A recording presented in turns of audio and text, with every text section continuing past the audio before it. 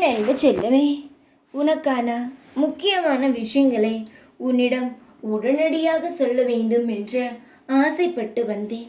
அழுது கொண்டிருக்கும் என் குழந்தைக்கு ஏதாவது சந்தோஷமான செய்தியை சொன்னால் என் குழந்தை சிரிப்பதை பார்க்கலாம் என்று தான் ஓடி வந்திருக்கிறேன். நீ சிரிக்கும் பொழுது அழகாக இருக்கிறாய். பிறகு எதற்காகத்தான் அழுகிறாய்? உன் அருகில் நான் இருப்பதை நீ இன்னமுமா உணராமலேயே இருந்து கொண்டு இருக்கிறாய்? நான் இருக்கிறேன் என்று சொன்னாலும் உனக்கு கோபம் வருகிறதா? இருக்கிறேன் என்று சொல்கிறீர்களே தவிர செயலில் எதையும் காட்டவில்லையே என்ற கோபம் வருகிறதா? நியாயமான கோபம்தான் தங்கமே. நான் உன்னை எப்பொழுதுமே குறை கூற மாட்டேன். உனக்கென்ன தெரியும் போன ஜென்மத்தில் நீ செய்த தவறு என்னவென்ற? அதற்கான பலனையும் அதற்கான வாழ்க்கையும் தானே இப்பொழுது வாழ்ந்து கொண்டு இருக்கிறாய். போன பிறவியில் நீ என்ன தவறு செய்தாய் என்று உனக்கு தெரியாது. ஆனால் அதற்கான கர்மாவை இப்பொழுது அனுபவித்து கொண்டு இருக்கிறாய். நீ எல்லா கர்மாக்களையும் முடித்து விட்டாய்.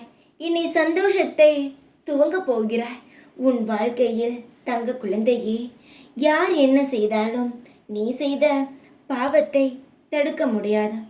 ஆனால் நீ இதற்கு பிறகு பாவம் செய்யாமல் புண்ணியத்தை மட்டும் செய்து சந்தோஷமாக வாழ வேண்டிய நேரம் வந்துவிட்டது. போன பிறவியில் நீ செய்த கர்மாவினால் இப்பொழுது அனுபவித்தாய். இனி அதற்கெல்லாம் வாய்ப்பே இல்லை.